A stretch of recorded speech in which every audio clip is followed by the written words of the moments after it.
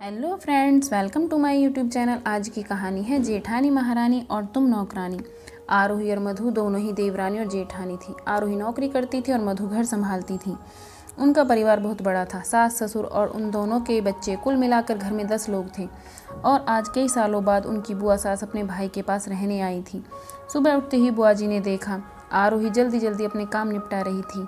मधु ने सबका नाश्ता बना दिया, जिस नाश्ते को आरोही ने सबको परोस दिया। इसके बाद आरोही ने खुद अपना टिफ़िन पैक किया और जॉब पर चली गई। मधु ने फिर दोपहर का खाना बनाया और थोड़ी देर बैठ गई अपनी सास और बुआ सास के पास।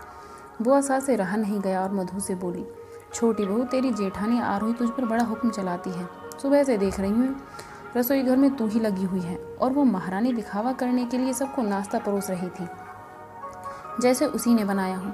ये सुनते ही मधु ने अपनी बुआ सास की तरफ देखा और बड़े प्यार से कहा, नहीं, ऐसी कोई बात नहीं है बुआ जी, आरोही दीदी बहुत ही अच्छी हैं।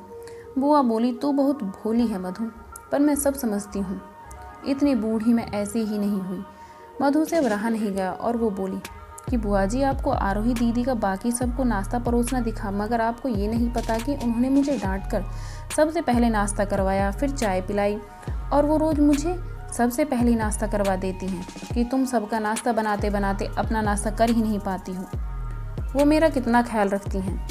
दीदी सुबह जल्दी उठकर मंदिर की सफाई करके फूल सजा कर रखती हैं और वो मुझे खुद से 1 घंटा लेट उठने को कहती हैं, क्योंकि मुझे उठते ही नहाकर सीधा रसोई घर में ही जाना हो पड़ता है।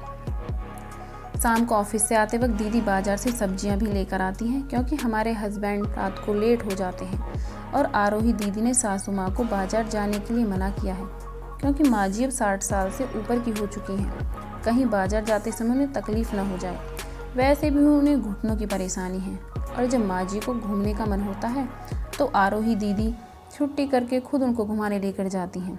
और हाँ बुआ जी, आरोही दीदी रोज़ शाम को आकर खाना बनाने में मेरी खूब मदद करती हैं, चाहे वो कितनी भी थकी हुई हो।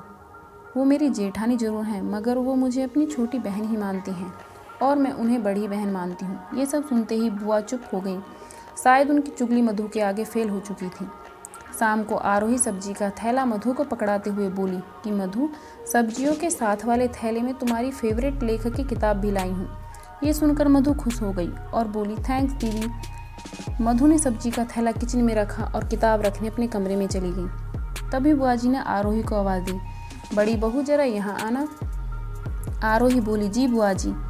तभी बुआ बोली कि तुम इतनी मेहनत करके कमाती हो और ऐसे ही फालतू किताबें खरीदकर पैसों की बर्बादी कर रही हो, वो भी अपनी देवरानी के लिए।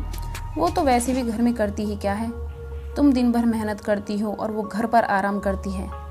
इस बात पर आरोही मुस्कुराई और बोली, क्या बुआ जी, आराम? और मधु, उसे तो कह कह कर आराम करवाना पड़ता है। सुबह से बेचारी लगी ही रहती है किचन में।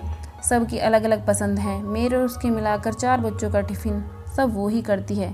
फिर भी उसके चेहरे पर हमेशा एक सुंदर सी मुस्कान ही रहती है। सुबह की चाय पीने का भी समय नहीं रहता उसे, और जब दोपहर को बच्चे आते हैं फिर उनका खाना, उनकी पढ़ाई सब वही देखती है। वो है, इसलिए मुझे बच्चों की चिंता भी नहीं रहती है और मैं अपना पूरा ध्यान ऑफिस में लगा पाती हूँ। कुछ दिनों पहले ही मुझे प्रमोशन मिला है। मम्मी पापा की दवाई कब ख़त्म हुई और कब लानी है, ये सब वो ही ध्यान रखती है। घर पर जब भी कभी कोई रिश्तेदार आता है, उनकी सेवा भी वही करती है। और बुआ जी, घर पर रहकर घर और बच्चे संभालना कोई छोटी बात नहीं। मेहमानों की आवभगत मधु बिना किसी शिकायत के करती है। उसे तो बस पढ़ने का ही शौक़ है। फिर क्या मैं अपनी छोटी बहन की ये छोटी सी इच्छा भी पूरी नहीं कर सकती? अगर उसकी इच्छा भी मैं पूरी ना करूँगी तो कौन करेगा? अब तो बुआ जी की पूरी तरह से ही बोलती बंद हो चुकी थी। फिर आरोही भी अपने कमरे में चली गई। ये सारी बातें आरोही की सास पीछे खड़ी हुई सुन रही थी।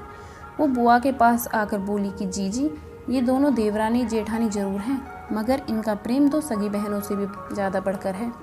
ये दोनों ही एक दूसरे का अधूरापन पूरा करती हैं।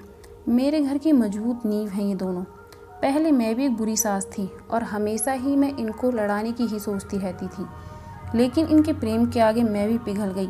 और वैसे भी इनको लड़वा कर नुकसान तो हमारे ही घर का होना है ना, इसलिए मैं भी इनके ही प्रेम में मिल चुकी हूँ। लेकिन ये बातें आरोही और मधु की बुआ सास को समझ नहीं आई और वो मुंह घुमाकर अपने कमरे में चली गई, क्योंकि वो तो इनको लड़वाने ही आई थी। लेकिन आरोही और मधु जैसी बहुओं के बीच दरार पैदा करना बिल्कुल नामुमकिन था।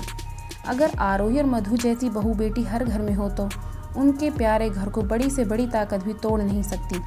वाकई में ऐसी बहुएं हर घर में हो तो हर एक घर स्वर्ग बन सकता है। अगर आपको ये कहानी अच्छी लगी है तो वीडियो को लाइक कीजिए और शेयर कीजिए। अगर आप चैनल पर नए हैं तो चैनल को सब्सक्राइब कीजिए। Thanks for watching.